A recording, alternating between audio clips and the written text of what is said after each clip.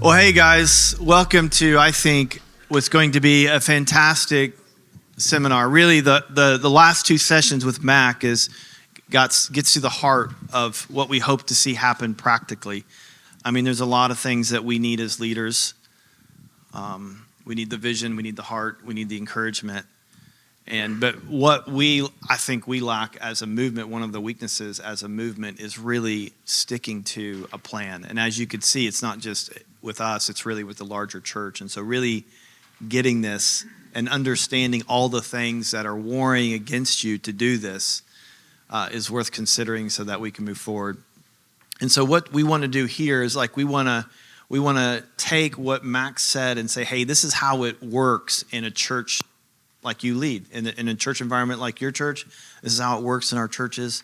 And so what I know, there's 8 churches who have gone through coaching with Mac Lake to learn how to implement this pipeline at Jubilee Church. I think in 2023, actually, Abby just reminded me of this, is we tried to do our own thing, our own pipeline, and try to figure it out because we had the steps, but we just didn't have the content.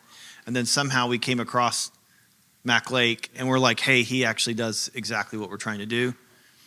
So then we took the day off and went on vacation and worked even harder. And so we spent a year putting this together. There is a lot of work to it, and we'd hope to simplify this, and at the end of all this, really make ourselves available for those who really want to take the steps to take the steps.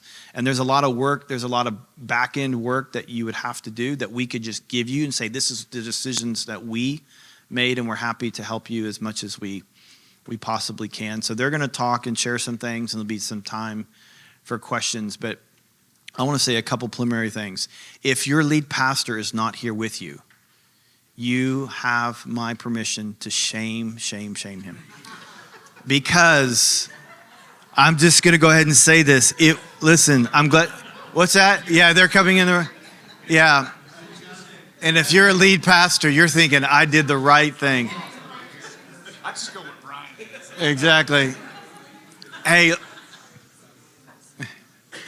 be strengthened in his grace. Here's why. You do need your lead pastor to be involved. If you try to do stuff, what you hear today, and you try to do it in your own kind of way without from the very, top to bottom of everything in your church, it's just not going to work. So this isn't just something that you could say, hey, why don't you do this and tell me how it works out. You can't pilot it. You can do some of the principles, which I think we already do, which is we disciple people, we raise up leaders, but to really implement the fullness of it, you really need everybody on board. And because anything that works in your church, the senior leadership in the church models it, and they take it seriously. They preach into it. They talk about it. They do it themselves. So that's really, really important. The second thing I want to say is I just want to commend these guys to you in many different ways. I mean, Randy has done so much for us. He's our secret weapon, and he still does actual notes. He writes things with a pen. Can you believe that? And but he is still the most organized person that we know. And so even though he writes with a pen, he's Randy GPT. And then Abby and Elijah and John down in Lifehouse. So these 3 are from Jubilee Church, and then John's from Lifehouse Church in Nashville, implementing as well. And so there's a lot to cover, so I'm going to go turn it over to these guys. Yeah, knowing that everyone probably has a different level of understanding of what the pipeline is, and all of us saw Mac Lake introducing the books this morning, I thought it'd be helpful just to start with a quick overview. So as you saw the 5 books that he put up, it's leading self, leading others, leading leaders, leading a department, and then leading an organization. And within each of those books, there's between 5 and 8 modules. Within each module, he focuses on, we heard him talking about today, both character and competency. So character really ties to scripture.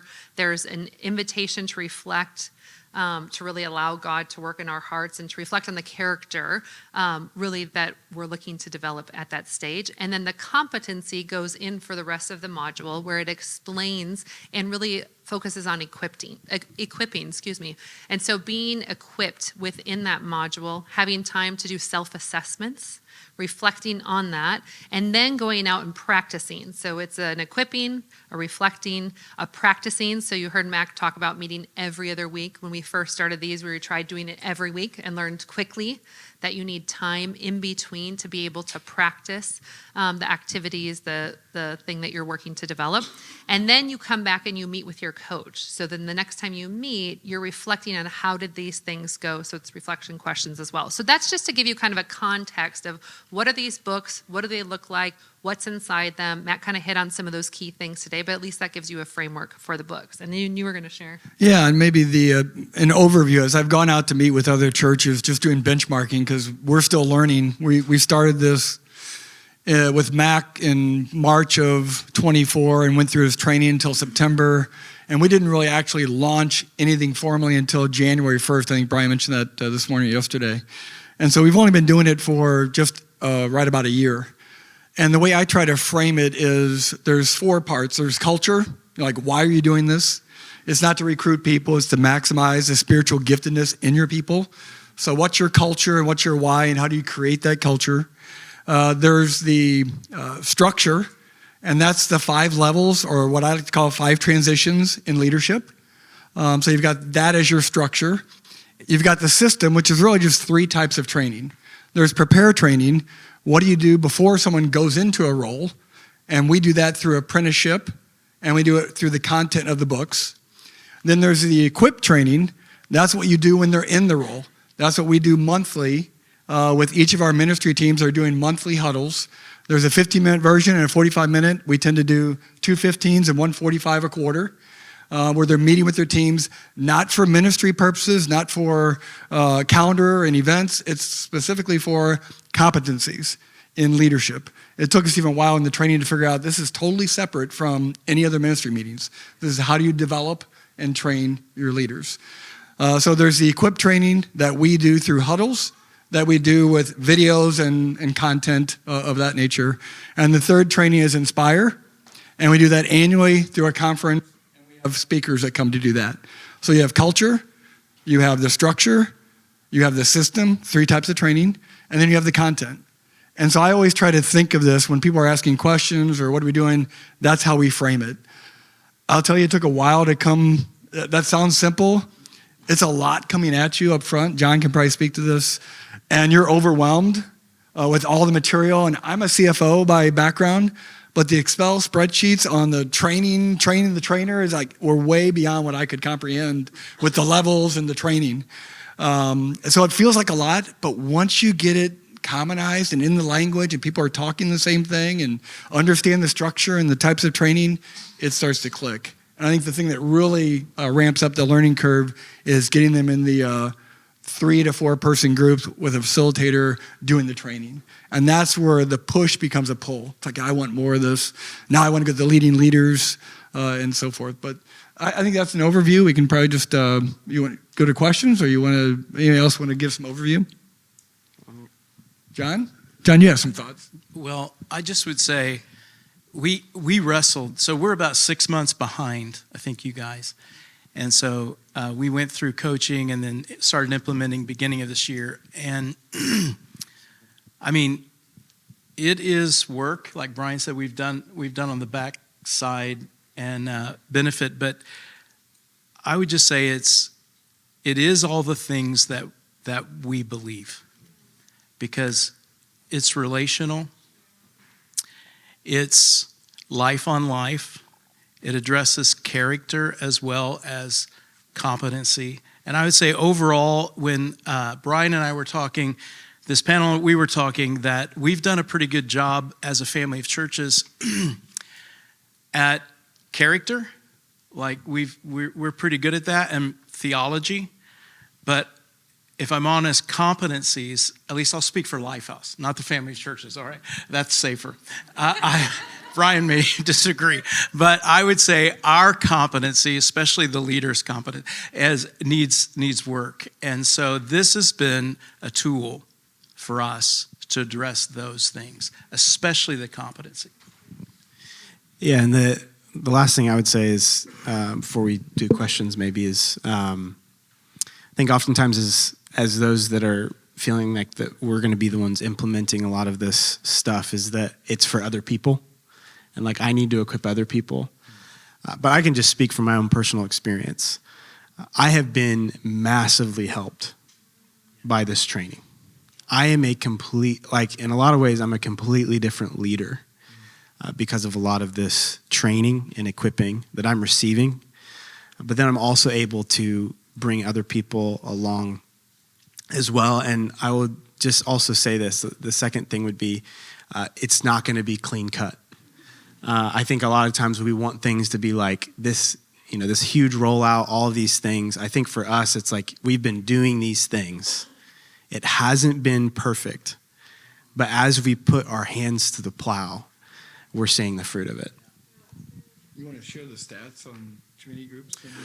Yeah, I help lead the city location at Jubilee Church, and I have a lot of leadership within the groups world. We had been kind of stalled out in groups for 5 years with 17 groups and 35 leaders for 5 years. And it was kind of like we replaced some leaders, some groups were dying. It just felt like we couldn't get through. And so we, like Randy said, we began this process and training people and really bringing this stuff through last January. Since last January, and my community group coaches were hesitant about some of this stuff. I said, let's do this. Let's give ourselves to it. Let's train people. Let's bring people through.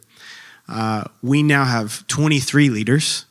Sorry, not 23 leaders. We now have, we went backwards.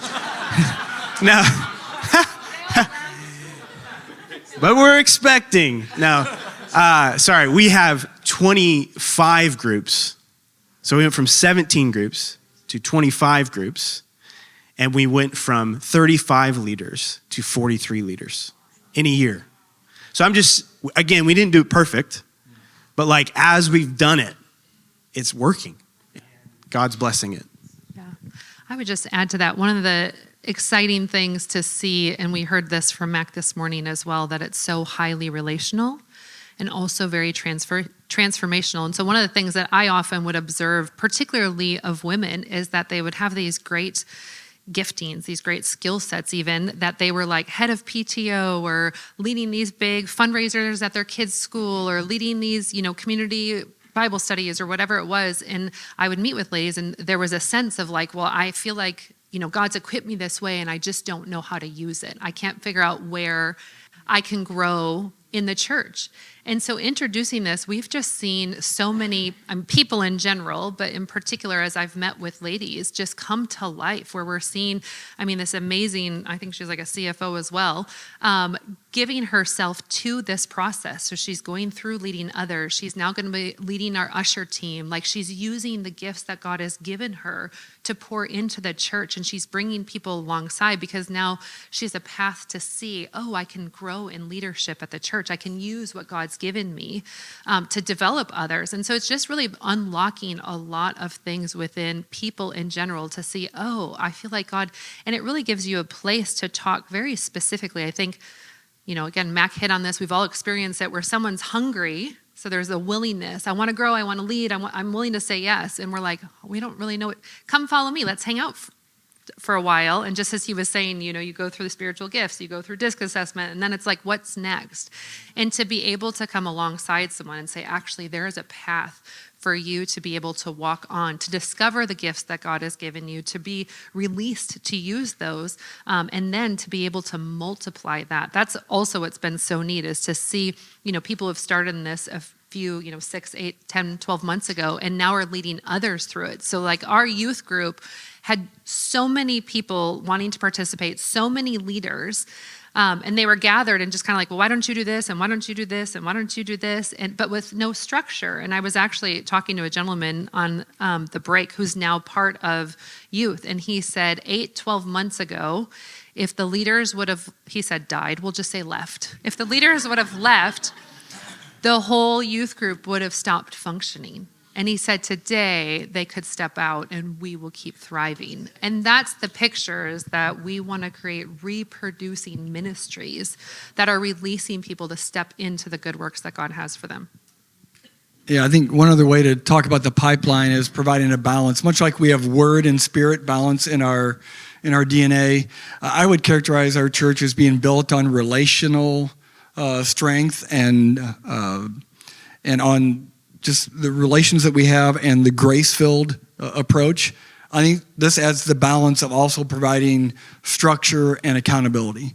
And I know accountability is kind of a bad word and it kind of brings in that corporate aspect, but if you balance it with the relational strength and the grace you have, it provides a really effective balance. And so it gives you resources, structure, and some accountability, both in what they're going to go through, but also a consistency of knowing everybody that's at the coach level has been through the same sort of training. So you know what someone has in their background when they become a coach. It's just automatic now. We know what they've been through. I'm going to say a few things and then be questions for the rest of the time. So be thinking about your question as I'm talking. Just a few things from just a lead pastor perspective, some things that I've seen or that we saw. Number one was what I found out in going through this process is that essentially that everyone, regardless of their role in the church, and so you remember Mac's pipeline, leading a team, coaching a team, leading an area of ministry, leading the church. Essentially, everybody on staff, regardless of their role, was operating like a high-functioning team leader. So we weren't really using the competencies that like what it takes to lead an area of ministry. It's just that the bigger the responsibility got, they just did more of it and then more of it and more of it instead of leading at a higher level.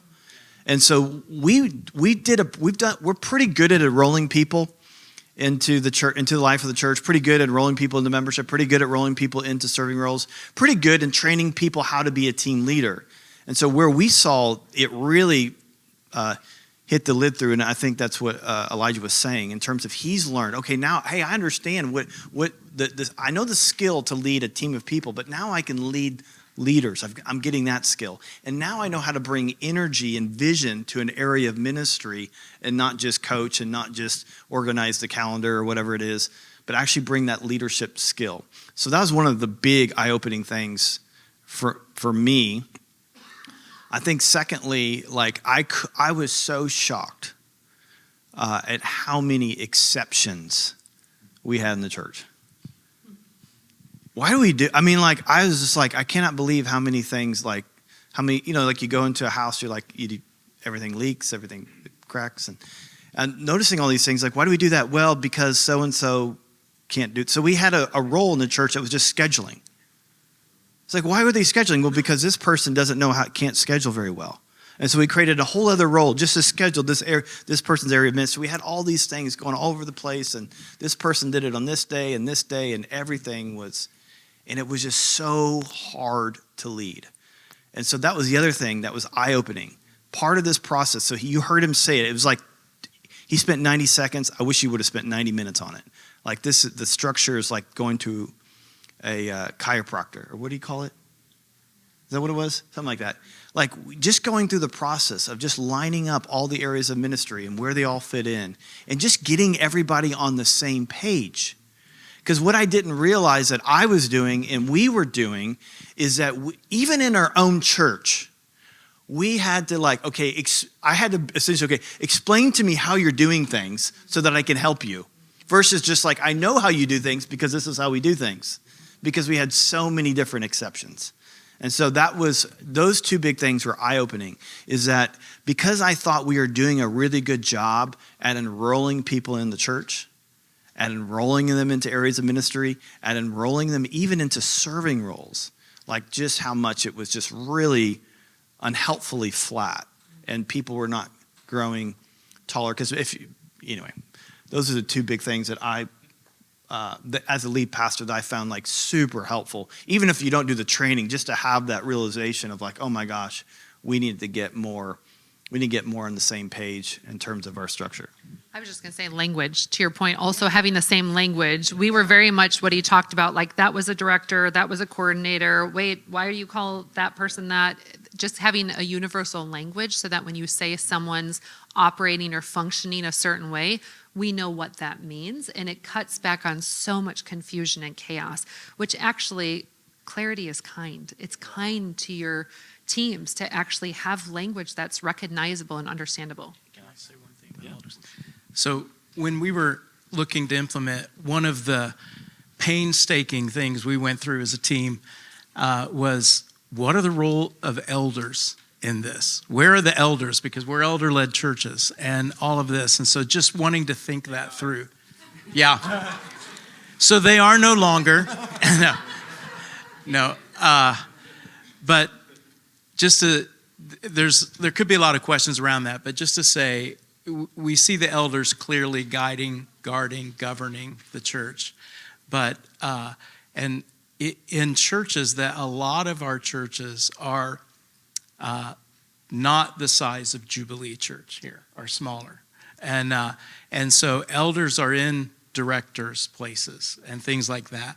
But ideally, we're looking to build a pathway where the directors are not elders, and that elders are over, outside but over, guarding, guiding, governing, shepherding the whole thing.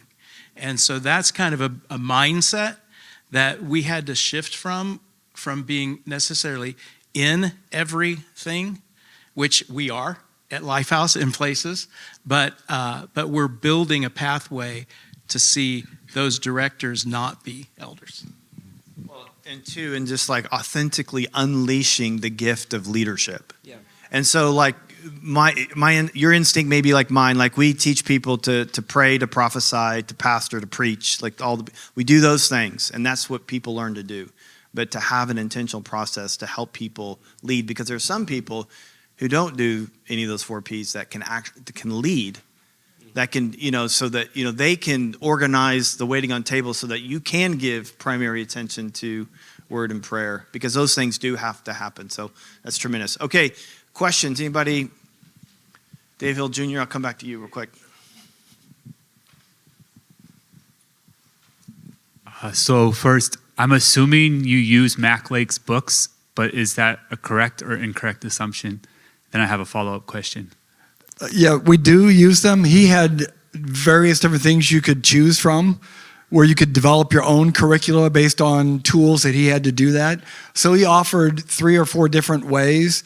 We just found the books to be the most efficient, the most effective, self-contained. We know what they are.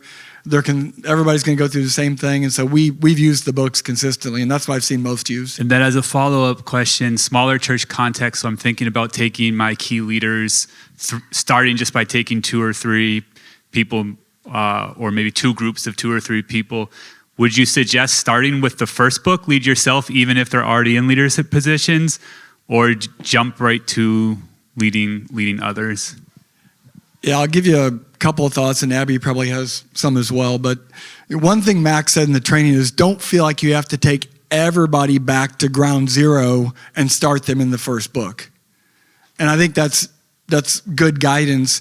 What we chose to do first, which seemed to be an effective way, is we took the staff. Abby took 2 groups through leading others. I took 2 groups through, and then we took a group through leading leaders. And we just started with the staff and did it that way. And we didn't go to everybody else and say, okay, if you're a director, you need to start here. But what you found is people started to say, hey, the person in my ministry has gone through this Leading Others book and learned how to facilitate a discussion. There's some pretty good tools in there. How can I do that? Well, we could find you a group. And so instead of pushing it out, we kind of allowed them to pull it through. And that was probably the most efficient part of the process, is the content the momentum built itself. The common language, the huddles, not so much. That took a little while, but the content was very efficient. I would add to that. I think there was a lot of self-discovery as well, that we would use the word director.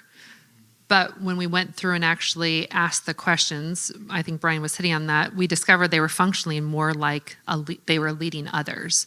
And so it actually made sense to start with a lot of people in that place because that's how they were functioning. And so when you look at the competencies of the Leading Others book, it made sense. And, would you be helped going through this book? Are these competencies that you'd actually like to grow in? And the answer was yes. So we did start with directors to some degree in the Leading Others, not because it was we have to start from the beginning and work our way up, but because it was actually like, these are really key competencies and you're functioning more in this type of role as a team leader. The other thing I would say about leading yourself, he came out with that book after we had started leading the staff through Leading Others. It was actually the last book that he wrote. And so we didn't really have it as an option to start there. I will say my son is actually going through Leading Others and Leading Yourself at the same time. People are taking him through it. And he came home and said, why didn't we start with Leading Yourself? Everyone should read this. It's so good. So I would say it definitely wouldn't hurt. It is fantastic. One more plug for Leading Self. It's an easy on-ramp for those people that are like, I'm not really a leader, which I would debate that. I mean, you're influencing people every day, whether it's your family, yourself, other people. But leading yourself, you can't really argue with that. You have to do that. So for those people in my small group that don't want to be a leader, we're going through Leading Self. And I think when they get through, they're like, well, what else do you have out there? And team building, disciple making, that's kind of good stuff. I should do that too. Sorry, I'm just going to add. So one of the things we've begun to do is we want everyone to be a valuable team member. So if you're in a small group, if you're on the usher team, if you are in the parking lot, we felt like everyone needed that skill. So that actually is part of our discipleship if you are involved in serving in any way. But that's great. Yeah. Well, two things to answer your question. I think, first of all, for smaller churches, I think this is the most helpful the smaller you are. The smaller you are, the more you need to do this.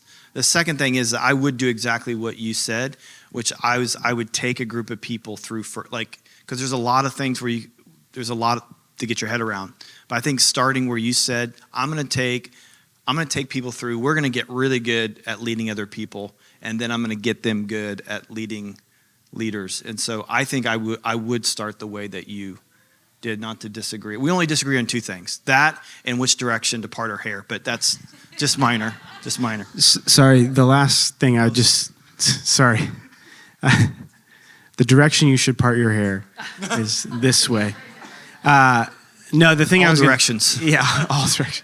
The last thing I was going to say is just getting started. Like, you can wrestle in your mind how people are going to respond to it, but there is so much value. I mean, Brian even mentioned this in his talk. I mean, what was the best day to plan for 5 years from now? Well, it was 5 years ago. Well, the best day now is right now. And so just encouraging you, like, getting started is like half the battle. And I think people's response to this, in some ways I was kind of fearful of people's response to this. As we have done this stuff, people are hungry for, like, I want something to grab onto, because we're talking about it, the church is the hope of the world. So when you're able to give them, like, handlebars to hold on to say, hey, come with me in this, be an effective leader within this church, people are excited about it. Have you guys read The 1 Minute Manager? Situational leadership. Someone new is highly motivated, but they're not competent. And if you don't get them competent, they become incompetent and unmotivated. And so I think getting people competent is a way to get them motivated or not to lose motivation. And so part of the thing that you get this drag in the church is people like, man, I want to do it well, but every time I do it, I really don't know how. And I think we have a huge gap at training people on how to do stuff, and you get more motivated people. That's good. You're talking about how elders commonly are in that director role, like at your church or were at one point. The other thing I was thinking about is it common for the directors to be like paid staff? Can they be unpaid volunteers? And then like coaches need to be unpaid like just, or are those just totally separate entities that shouldn't even be intertwined? Yeah.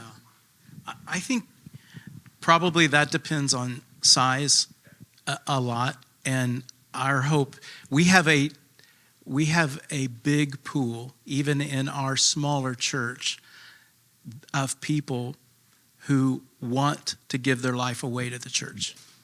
So where your paycheck comes from has never been an issue. It isn't in my life, and it's a culture that we've developed. Guys are taking their own time and men and women to do those things. So would it be easier? Yes. If they were, the meetings would be when I felt it more convenient, but yeah. If you're in a church under 100, you're probably going to have you and then team leaders and coaches. You're probably not going to have directors of ministry. The director of ministry probably comes in when you're a couple hundred people, and they could be a high capacity volunteer. I mean, in our situation, it means you're on staff if you lead an area of ministry, but it just depends. But if you're a church under 100, you're probably just going to have leaders and coaches, and you won't really have directors because you're the one overseeing it. And that probably gets into some of the question about some of you may have about where do elders fit in, because elders are they're preaching, they're overseeing kids, they're making copies, setting out chairs, they're doing all 10 events, and so but it changes after the size moves on. He was just closer. You were first, but he was closer. Sorry. Would you run us through, like, you got a new community group leader, they're leading their first semester, and they've got a coach. What does the first 6 months look like? What's the cadence? What books are they going through? What are those meetings? Like, I'd just love to kind of hear an example. So, clarifying question for you. You're asking, and we basically just brought a new community group leader in. Great. And you have a coach that's coaching them. What is that relationship, that Yeah. training, that development look like? It's good. The development, which Randy mentioned, so we have prepare, equip, inspire. Prepare is apprenticeship. So the hope is that as they're training to be a group leader, they're being prepared through apprenticeship. So they're getting all those reps. They're, and we've experienced it. I mean, Max said it today. Like, I've got some people that it's like, man, they need like 12 weeks, and they're like rocking and rolling. And then I've got another person that's like, they're at probably 11 months, and I'm thinking they probably need another 6 months. But they're getting there. They just need more reps. So they've done all that. Then you get to the equip. So our coaches, our community group coaches, they have monthly huddles with their leaders. So they gather their leaders. Sometimes it's over Zoom for 15 minutes. So once a month we do 15 minutes. But then one of those times in that quarter, we do like a 45-minute, like getting, it may be a little bit longer than that, but there's some relational stuff in there. But again, you're focusing on leadership competencies, not pastoral care. That is like the thing that people get hung up on is, well, I've got this issue, and I've got this issue, and I've got that issue, and this person has this. That is what your elders are there for. Your elders are there to help guide and pastor and all of those things. So that is what those look. I mean, so a practical huddle looks like this. We'll send out beforehand. We'll say, hey, our huddle's coming up. Here's this short 2-minute video on one of the competencies. Give that a watch. Then we go through and we talk about that competency together. How can we implement this in our groups? How can we implement this for ourselves as a leader? And then, you're reporting back. You're checking in on them. Hey, I know you had group. They send us feedback every week. So we're seeing, hey, this went well in group. We're giving them a clear expectation of this is what a healthy group looks like. So if they send me feedback saying someone's not showing up, my first question is, have you checked on that person? What's going on in their life? How are they doing? If they're like, we had this person just like derail conversation. It's like, hey, let's go back to the competency of facilitating a discussion. How do we help this happen? So that's kind of what it looks like. Does that answer your question? For anyone who would feel like this seems like corporate sounding feeling, I guarantee you, ask anyone in our church, the care in our church has gone up because of the information flow, because of people who are gifted to do this thing or doing this thing and not just doing it there because of proximity. And that's what often happens, is that people who can lead are leading, people who can pastor, people who can do these other things are doing these other things. So the clarity that people have, so that's been a side benefit for us.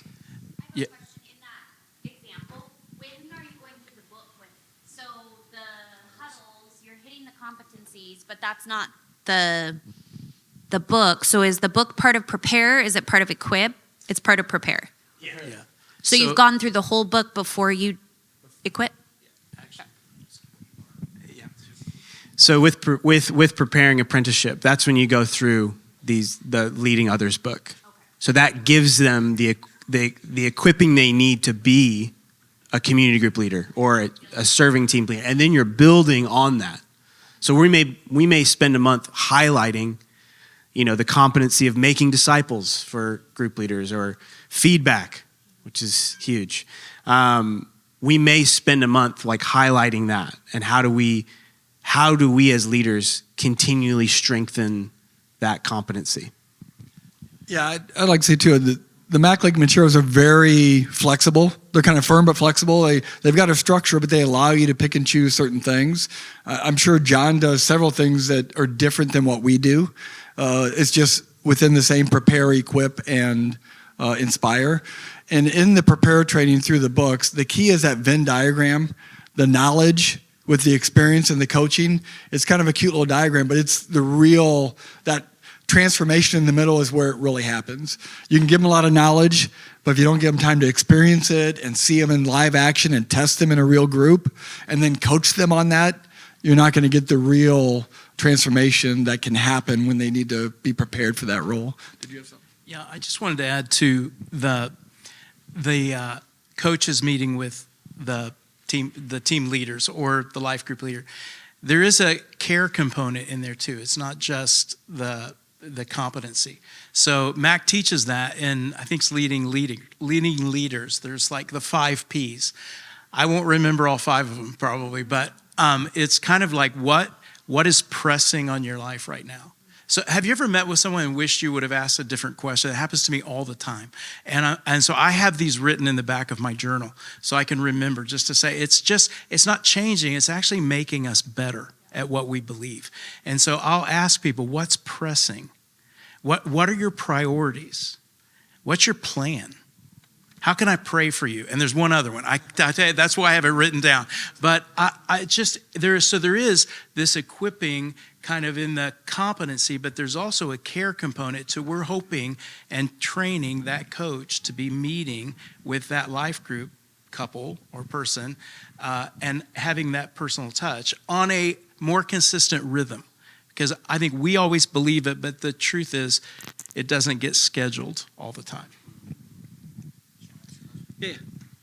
Have you guys, have any of you had any clashes potentially with relationship between the pipeline and, say, an org chart where somebody might be a leader of leaders in a ministry org-wise that might be different in terms of structure?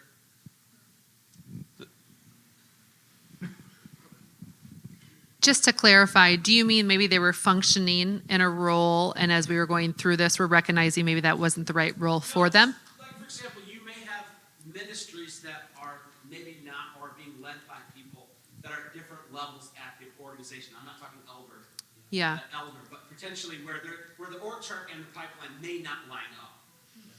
You may be putting people up the pipeline, but again, the director of parking lot might be different than maybe, say, the director of. You fill in the blank because you know what I'm talking about. Yeah. I think Brian feels. Are you? Yeah, I mean, so essentially, I think what you're speaking to is a definition of roles. Yeah. And so that's. Because I know there's the strategy. So we would call, you may have like the director of something, and what they really are is a team leader. Yeah. They're not the director. And so it can't. Or you might have 2 directors, but in the org chart, they may not be in the same spot. Yeah, and that's part of right, and that's part of the the beauty of doing this earlier, just for, I think, especially as a lead pastor, like just the role clarity that people have and getting everybody on the same page is super important. Yeah, a couple things too. It's not an org chart, but it does kind of overlap the org chart. I like to call it more of a development chart. It's developing the skills in them. The first thing we did, or not, probably the third thing we did in one of the trainings was to put up org charts and roles, and that's where we found roles that were, well, this is really a support role. It's not really a developing a leader role, so we're going to take that out of the pipeline and put it over here in support. So we had several things of that nature. It's also not trying to push people through the pipeline. We're not trying to get everybody to be a coach. Some people are going to be team leaders for life because they just love teaching kids. And we want to lean into that, and we'll probably give them some other skill sets along the way, but not in the way of developing them and pushing them up. We're not all going to be location pastors or lead pastors someday, but we do want to give them these skills that are right for their level. Yeah, just for context, we went through this before the books came out. So we went through the pipeline before the books came out, and some of that wasn't clear. So there was a huge disconnect between org chart, because they're like, was this our new org chart now? Yeah. And a lot of people did that, and it caused a lot of weird leadership confusion. I will say, He's the director. Well, this guy's the leader, but technically in work situations, this guy might have more authority than this guy. At a church level. which maybe you can speak to that, but I would just say one of the exercises, it took us a while. We spent a lot of time was getting in a room and mapping out who is serving where, what they're currently called, who they're leading, and who would have been in like their world, and recognize like we're all speaking a lot of different, and there was a lot of even like contending for things like, no, this is not a support group and this is why, or what is a support group? Like going back even to the point where I carried around diagrams for a while to be like, no, we have to use this language, go back to the picture, use the language. So it really, there is a rubbing that happens, but I think that's part of the process of everyone syncing up, using the same language, and then getting clarity around what it's to look like, which is so helpful. If you've got a room in your house where you just put all your stuff and close the door, this process is like, okay, we're going to organize this room now. And so there's a little bit of that going on, which is really, really helpful. That's where that goes. I've been looking for that for years. Didn't you already ask a question? I get a bonus. Theoretically, let's say you're planting a church. Where would you start? Like, if you wanted to implement this, I mean, I'm assuming you would recommend start, like you said, the smaller. That's a yes. Okay. Yeah. But like, where would you start? What would be some things you'd be focused on if you were like starting from scratch, wanting to? Yeah, to build I've this been in a waiting for that scalable question. way? I love that question because this is not like a stewardship campaign where there's a big bang launch that you need to do. And I would recommend not doing that. We didn't do that, so I don't know how bad it would have been, but I think it would have been really bad. It's a slow roll. It's a progressive process, and you just start somewhere. But the somewhere, I think, is you need to have a point person. The lead pastor needs to be the vision caster and the person up front talking about it. But you need a point person. I'm sorry? And doing it. And doing it. But the point person can document what's happening, get these flow charts together, what's really working, what's not working, document how we're going to do the 3 different types of training, keep action items lists of what we haven't done yet, but we need to do. So there's a real healthy role. Abby and I and Elijah probably kind of split that role of being the point people, of really making sure the administration was behind it. So I'd start with having someone aside you doing that. I think you've got that with Michael. And then common language. Just nip that right away and be really dogmatic about that. Like, this is going to be the language. You're not going to have directors and ministry leaders and different. They're all going to be called directors if that's what you choose for your ministry leaders, and coaches are coaches. I would also probably say to decide on your training, how you're going to do the 3 types of training. I like the way we do it, and it's probably the most common. I think that was like 75% of the people did it, the apprentice and the huddles and the conference for the 3 types of training. And then I think the last thing would be get the staff doing the leading others, and then watch it kind of start taking off from there.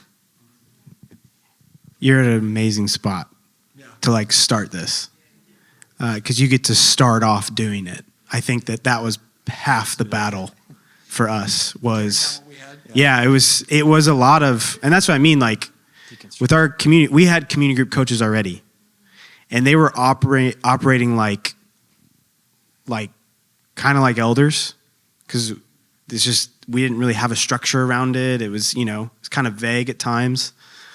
And so there's been a lot of like pulling things back and like tearing things down and trying to reshape things, which has been a lot of work. So you're at a great spot to just be able to like decide some of these things now. I just want to share about church planting. Yeah.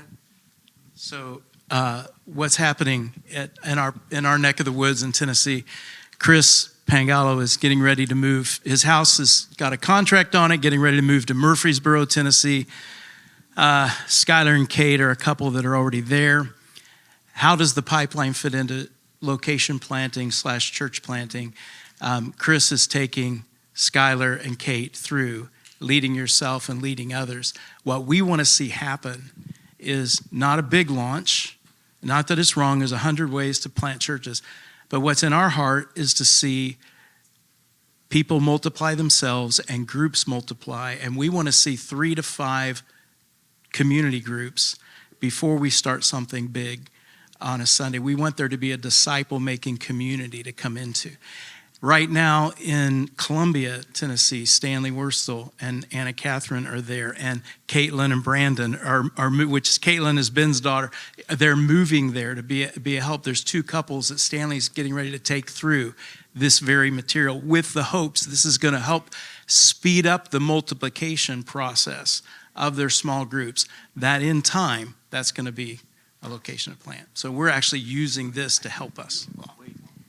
Just to functionally add to that also, so we took the staff and started with leading others, and then they started leading people in their worlds and leading others, while we then took them through leading leaders, and then they kept going and leading. So you don't have to wait till your core team, the people you're starting with, your staff, gets through all the books. Some might not go through all the books, but once you launch or once you develop them through the first step of leading others, and have them start, because you also learn so much more as you become the coach. And I think that was a huge part of the rapid multiplication. Question. So when you first launched the pipeline, and you mentioned about how important it is to explain things to people and the terminology, that kind of thing, could you give helpful suggestions how you won people over with the new thing? But also, what was your biggest challenge through that process, and how did you overcome it? So here's just like a tip in leading change generally. If you are planting culture, say it and then do it. If you're changing culture, do it and then say it. So I would start doing this, and then once you get momentum with a core group of people who are doing this, then say to this is what we're doing. So if you go in and say, hey guys, we're changing how we do stuff, and that doesn't go well. And so I would tell them, I would just change it. And then you let people know, because people have all these ideas of this is what this means and this is what it doesn't mean. If you were, instead of just saying like, hey, I want to invest in you. I want to invest into your leadership. I want you to be, happier and more effective in your role. Okay, I'll do that. And you start doing that, and oh, by the way, this is the plan for this to be like church wide. So we were doing it. Behind the scenes, there were some things happening before we took it more broad. So probably a better part of a year, people were going through it, like staff and elders, and you want that momentum. And I just repeat it again: if the lead pastor is not convinced in this, and it's just like some people doing it, it has to be conviction from all throughout. But I would start with a group of people, and then let that go slowly, maybe over a year, and then, okay, we're gonna open this up to the entire church. Just to give you, it'll take you about a year to really thoroughly do this, and there's going to be so much resistance to you doing this, and that's why I'm saying you have to be convinced you want to, and we'll help you. Everyone, we'll give you we'll give you 6 months worth of work if you just say, yeah, we'll do what you do. And you can, and we'll get on the phone, we'll get on Zoom, we'll coach you through stuff. Anybody here that want to do it, we want to help you do it. But it is a bit. I'm going to come to you, then I'm going to come to Matt, I'm going to come to Ralph, I'm going to come back to you. You just started talking last time.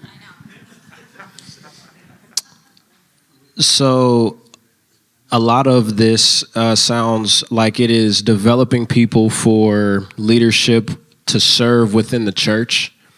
Mac alluded to this being beneficial in developing people to be better fathers, wives, and professionals in their work environments. How have you all seen this path develop and help people in the broader spectrum of their lives? Yeah, I mean, there are people at this conference that were not here last year because they went through this. They are men and women who are leading not only in the church but in the business world, in their jobs. They're discipling people. Their relationships with the Lord are thriving. I think for me, for me personally, I'm a better dad and husband because of this process. I have more vision and direction for my family than I ever have. My wife's right there. You can go talk to her. She can tell you he's telling the truth. I mean, I have just such a passion for, I want my kids to understand this is who we are as a family. These are the values we have. This is the direction we're going. This is what I see in your life. This is where we're going. And my kids are responding to me. They're, 9, 7, 6, and 3, but they know who we are. They know where we're going. They know what we're about. And I learned that from this process. I didn't have that from something. No, that's where I learned through this process. So for me personally, that's happening, and I see that happening in other people as well.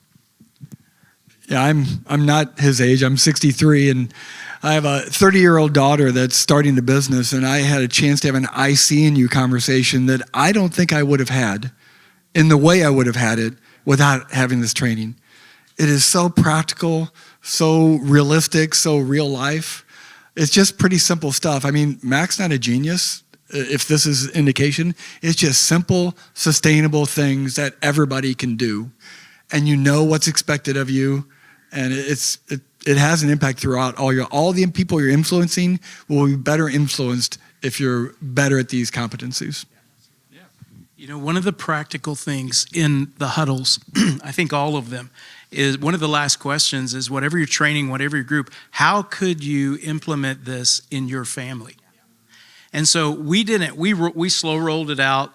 And I think, Chris, you remember this. I did a huddle with the life group leaders. We didn't tell them what we were doing. We just did what Max said for facilitating a discussion. And then we did it. And everyone, we didn't tell them. Even my wife didn't know. And everyone was saying, that's the best life group leader meeting we've ever had. And but at the end of that was, how could you implement this in your family? And life group leaders began to go around and say, I need to do this around the dinner table with my kids.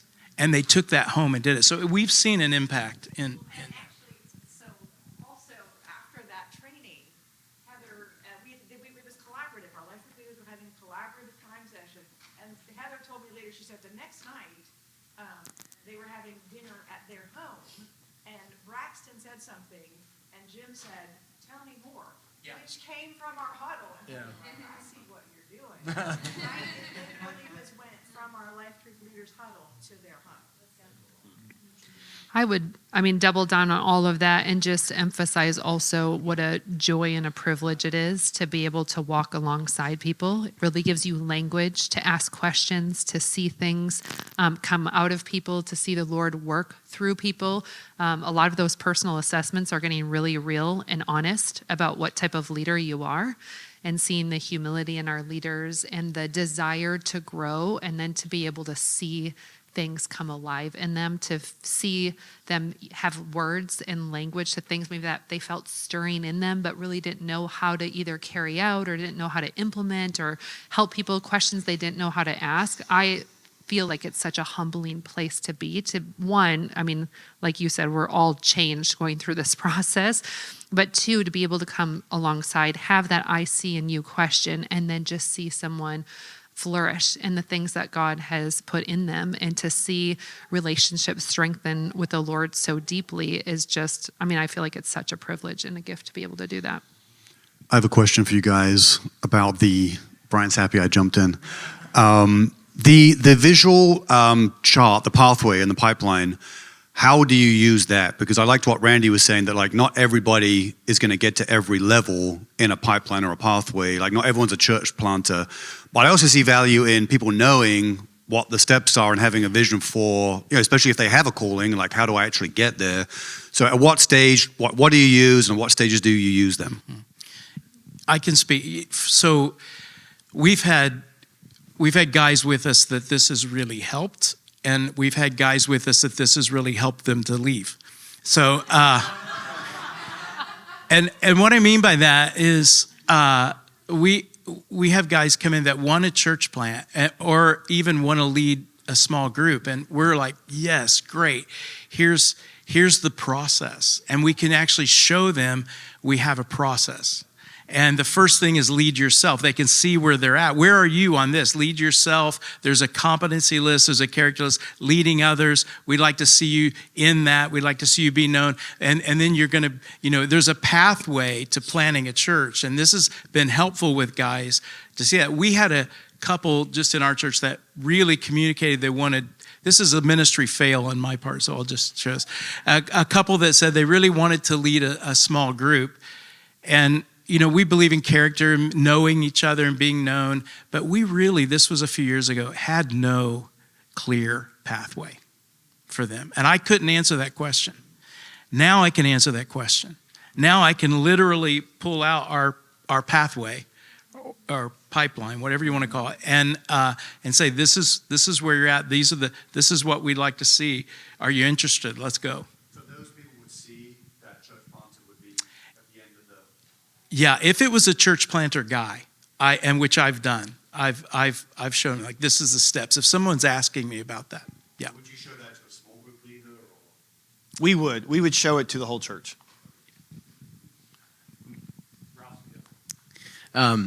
So hypothetical, real life. So, we kind of absorbed a newer church plant that was about 3 years old.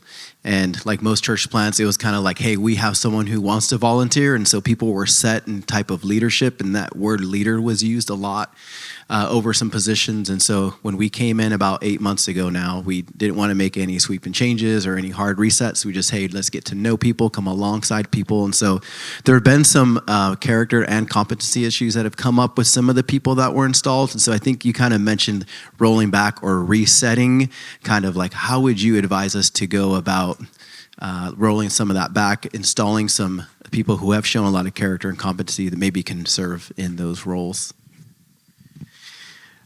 Abby said this earlier, which was clarity is kindness. I think clarity is really good leadership. And I have discovered that through this process, that people are more helped by clarity. And so we had similar things, right? People were in roles that probably shouldn't be in roles, and you're realizing that as you're reading this material. And I'm like, oh shoot, like I'm going to have some really hard conversations with people. I think the best way that I saw it happen was when I'm able to put in front of them and ask them questions about themselves as they're going through it. Do you see this in yourself? Not in like a manipulative way. I have seen some people that I was like, man, this isn't going to work. And as they've gone through the material, it's like, actually, they've completely changed. And like, I'm like, okay, yeah, I can see this happening. There's some people, though, that as they're reading this, they're realizing them about themselves. That's not me. And they're like, I've actually felt uncomfortable in this role. And I want a way out. And so I just found simply putting that material in front of them and asking them questions along those lines, people begin to realize and self-discover, hey, this this isn't for me. And yeah, there have been some difficult conversations, people that are not aware of themselves. Those are the difficult conversations, but majority of the time as people, you're asking them self-awareness questions, they begin to realize themselves, like, this is why I'm so frustrated. The reason they're frustrated is because they're trying to fit in a mold that just doesn't fit them. We actually had a similar situation where we thought someone probably should not be functioning in the role that they were, and that was kind of the plan, was to lead through some self-discovery and probably find out where the best fit was and what was on their heart. And through the process, actually, because they were equipped with these tools, they recognized other leaders within their team and started taking them through leading others. And what went from burnout and stagnation now is energizing and like I'm an all in and I want to keep running down this path. In fact, I want to keep growing because now I'm investing in other people. And I feel kind of like that example of, well, Moses, we were talking about with Jethro, like suddenly this person who was close to burnout because they were doing everything now feels the support of other team leaders and future coaches and now actually wants to continue to grow themselves. I have a question for, you've talked about smaller churches, so our church is rather large, and I'm 1 to 122 volunteers with no other help or structure. So do I start, like, flip it with implementing coaches first? I mean, when you come from a larger down, is it a trickle down, or do I start with the teachers and then I have to go through the whole process step by step till then I have coaches? Where's a good starting point? Sure. Yeah, I would tend to start at the bottom and work your way up. I think it's a lot easier to accelerate people up than it would be if you start at the top and you find out that's not where they fit. So I'd tend to start somewhere and start with leading others, start working people through it, and you'll see people start to kind of separate as to which ones are capable of moving up to coach level and director level and which ones are more comfortable at that level. Brian, do you have thoughts on that I too? was just going to say, don't be okay with starting slow. I kept wanting to say, hey, like, let's fast track these people. And just to take the time, because you need the help because you're desperate. But to take the time to go slow and like you said, start from the bottom. Yeah, I'm gonna go ahead. I want to say too, if it's not clear, it can be a little messy. I mean, this is not a clean process that you just put the framework in and it just kind of works. It's going to be a little messy, but I think it's worth it. And we're only a year into this. I think at 5 years, maybe we're going to reach somewhere where we feel comfortable, but we're kind of new. It was November when Brian said on Thursday, hey, St. Joe's coming in on Monday to benchmark in the pipeline. Could you go through them what we've done? It's like, I have no idea what we've done. I know what we were supposed to do, and we spent like the next 12 hours compiling how many huddles we were doing and who was doing this. That was November after 11 months. And having done that, thanks, Brian, it was clarifying, and we've got documentation. You're welcome. I'm sure he knew this would happen. He always does. But it really helped to kind of put on paper what we were actually doing, and we identified some gaps. Not every ministry was doing huddles every month. Some coaches were doing a little bit different, so it was kind of a good reset. And I feel like we're a lot farther along now, but we are still only 13 months into this process, which I think it takes 3 years to kind of know what you're doing, 4 years to make it even better, and 5 when you're kind of really humming. Jeron's got a question, and then I'm going to give some thoughts on how girls can get started. And if you guys have some thoughts, please add to that as well. Were you going to say something though, John? I was just going to say, one of the things that MAC actually encourages, and one of the things that we've done over the years, if you're looking for who to train, like I've done this at times, I'll gather 6 guys. And for just a short amount of time, your leaders will rise up when you begin to ask questions to know who to begin to train. I think in those settings, Mac talks about that also, but that's something that we've done from time to time. I think this is going to be like the same question 2 different ways, if that's cool. I guess knowing what you know now, if you like went back and started over, is there anything you'd do differently? And from the opposite direction, like, is there anything that you'd say, I'd absolutely not do this ever again and no one should do this thing in implementing? That's a really good question. Yeah, I don't rush it. Like, go slow. I think part of going slow, that we could have gone slower, but part of going slow is we course corrected all the time. Part of what Brian was talking about of you just kind of start doing it before you tell them what you're doing is because we were changing it as we were going. So I'd say go slow, go with a soft launch, a slow roll, a gradual, progressive, very well executed, consistent steps that reach sustainability, kind of the flywheel principle, if you're familiar with that. And then momentum will start taking itself. But it's not like a big bang, and then let's see where it goes. It's very slow, methodical, messy, consistent, and all that isn't always fun. But when you get 12 months past it, you see a lot of fruit from it. You gonna say? You don't have to say something. No, I was going to say something. Okay.